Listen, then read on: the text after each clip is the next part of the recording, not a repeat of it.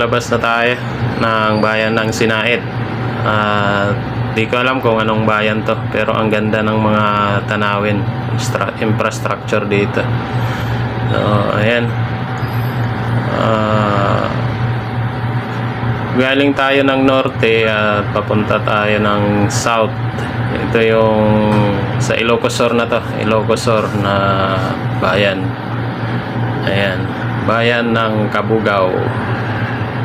So, ayan.